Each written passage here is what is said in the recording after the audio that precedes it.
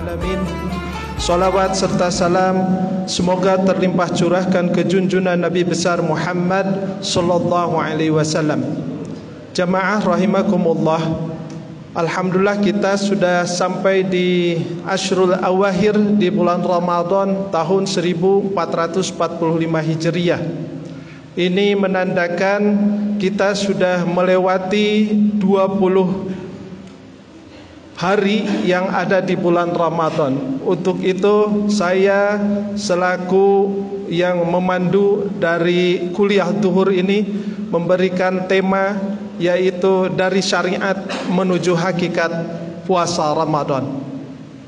Hadirin jamaah rahimakumullah, firman Allah dalam surat Al-Baqarah ayat 183 akan saya bacakan, dan nanti akan saya bacakan beberapa ayat yang merupakan penjelas apa yang kita fahami selama ini dengan takwa. A'udzubillahi minasyaitonirrajim. Bismillahirrahmanirrahim. Ya ayyuhalladzina amanu kutiba alaikumusiyam kama kutiba alal ladzina min qablikum la'allakum tattaqun. Wa fi ayatin ukhra wasari'u ila magfiratin min rabbikum wa jannatin arduhas samawati wal ardu uiddat lil muttaqin alladzina yunfikuna fis sarai wad dharra wa kadimina al-ghaid wal 'afina wallahu yuhibbul muhsinin. Shadaqallahul adzim. Sekalian, kita sudah mengetahui definisi arti yang sering disampaikan oleh para penceramah tentang apa syariat itu puasa. Syariat puasa yang kita kenal, yang kita lakukan hari ini, yang ke-1400 dari kewajiban puasa yang waktu itu diwahyukan sebagai kewajiban puasa pada bulan Maret tahun 624. Hari ini kita sudah menginjak 2024, artinya 1400 tahun yang lalu kewajiban puasa sudah bergulir. Syariat puasa sudah dikumandangkan. Apa yang harus kita lakukan bersama? Kalau kita mengetahui tentang syariat puasa adalah menahan, bagaimana kita mampu menahan dari apa yang membatalkan puasa selama puasa kita. Mari kita menuju apa itu hakikat puasa. Di dalam ayat 183 surat Al-Baqarah itu dijelaskan bahwa puasa merupakan salah satu cara untuk meraih ketakwaan. Nah, ini kata meraih ketakwaan itulah yang kemudian kita kembangkan. Sejatinya puasa itu memang bagaimana meneladani sifat-sifat Allah yang digulirkan dalam kata takwa. Takwa sudah sampai kepada definisi imtisalu awamirillah wajtinabun nawahi. Takwa di sana bisa diartikan sebagai menjauhi, menghindari, dan menjaga diri. Menjauhi dan menghindari berarti atas siksaan Allah Subhanahu wa taala, dan menjaga diri dengan senantiasa melaksanakan perintah Allah Subhanahu wa taala. Inilah takwa seperti yang disampaikan oleh Az-Zurjani ya dalam kitab At-Ta'rifat, atau demikian juga dalam tafsir Al-Manar karya Muhammad Abduh. Hadirin jamaah sekalian, kalau kita lihat berikutnya yang sama-sama merupakan firman Allah, ayat Madaniyah ya, baik yang ada di surat Al-Baqarah maupun surat Ali Imran ayat 133-34. Ini menggambarkan di antara sifat dari orang yang bertakwa itu adalah alladzina yunfikuna fis sarra wad dharra, yaitu mereka yang biasa senantiasa sharing, berbagi ya, berbagi apakah berupa harta, apa berupa skill, atau berupa jasa. Dikala as-sarra wad dharra, apakah dia dalam kondisi kondisi sempit, kesulitan, wad dharra ya, fis sarra dalam keadaan lapang, wad dharra dalam keadaan sempit. Dan tentu ini adalah yang di-sharingkan, yang dibagi kepada orang lain, apakah dia sendiri sedang dalam keadaan as-sarra lapang atau ad-dharra dalam kesulitan. atau orang lainnya yang bahkan mungkin sedang mengalami kelapangan atau kesulitan. Disitulah kita dituntut, disyaratkan untuk selalu yunfikuna fis sarra wad dara wal kadiminal ghaid. Ingat bahwa puasa yang kita lakukan selama bulan Ramadan ini adalah laksana madrasah ya. Jadi bagaimana kita mendapat pendidikan kilat selama bulan Ramadan yang hakikat dan nilainya itu harus diterapkan sepanjang tahun. Jadi tidak hanya bulan Ramadan. Apa nilai-nilai puasa itu? Kita melihat dalam surat Al-An'am, di antaranya disebutkan puasa itu bahwa Allah itu yut'imu wala yut'am. Allah itu memberi makan, yut'imu wala yut'am, dan dia sendiri tidak memberi makan. Demikian ada ayat Al-Qur'an lain, bagaimana anna yakunu waladun walam takun lahu sahibatun. Bagaimana aku memiliki anak wong saya sendiri, ini firman Allah, saya sendiri tidak memiliki pasangan perempuan. Nah, ya, artinya selama puasa kita bagaimana bisa menahan untuk tidak makan, tidak minum, tidak berhubungan suami istri ya selama menjalankan puasa. Nah, ini juga salah satu bagaimana puasa itu adalah meneladani sifat-sifat Tuhan.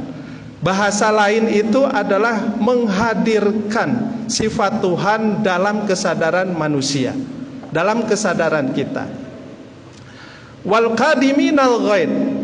Jadi wal qadiminal ghaid itu seperti yang disampaikan oleh Ar-Raghib Al-Asfahani ya dalam kitab Mufradat fi Gharibil Quran, disampaikan bahwa diumpamakan wal qadiminal ghaid itu bila kita membawa secangkir air yang masih panas mendidih, kemudian kita tutup rapat-rapat dengan tutup botol, dengan tutup gelasnya itu, supaya tidak ada keluar satupun berupa asap atau mungkin aromanya.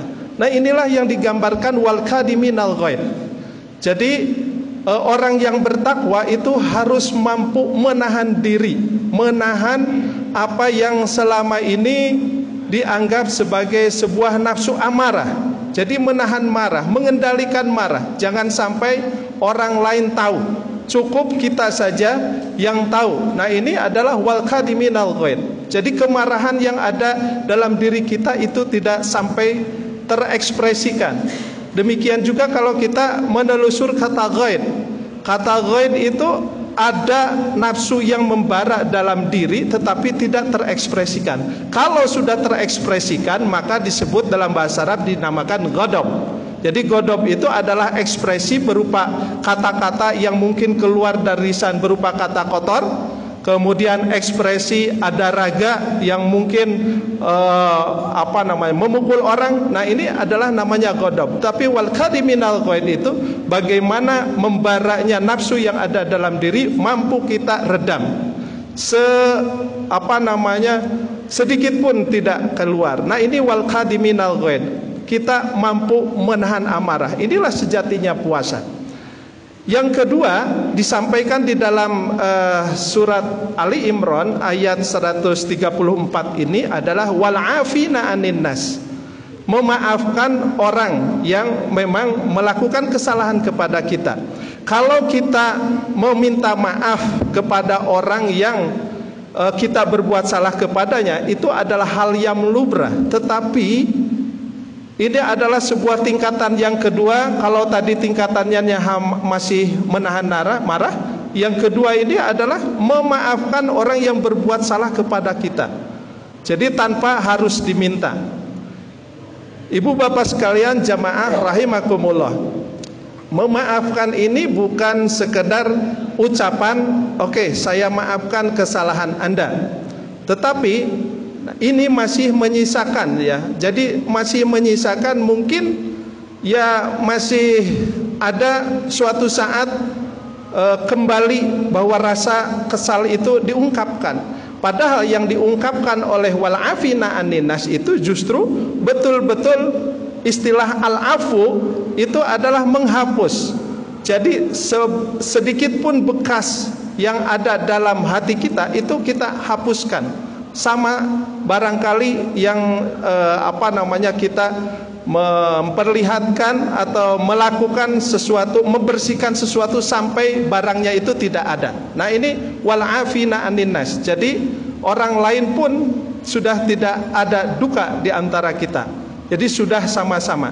Ini merupakan tingkatan yang kedua. Ada lagi yang disebut dengan wallahu yuhibbul muhsinin. Bagaimana Allah mengajarkan kepada kita untuk berbuat ihsan. Ihsan itu artinya ya tanpa diminta kita melakukan seperti seolah-olah Allah melihat kita atau kita melihat Allah, dan sesungguhnya kita tidak bisa melihat Allah, tetapi yakin bahwa Allah lah akan melihat kita.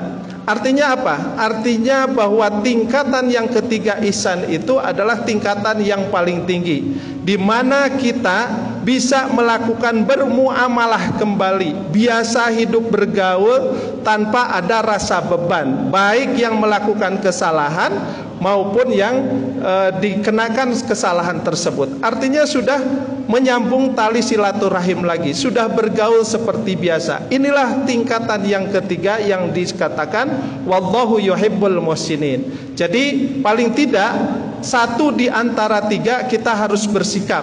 Bagaimana bisa menahan amarah?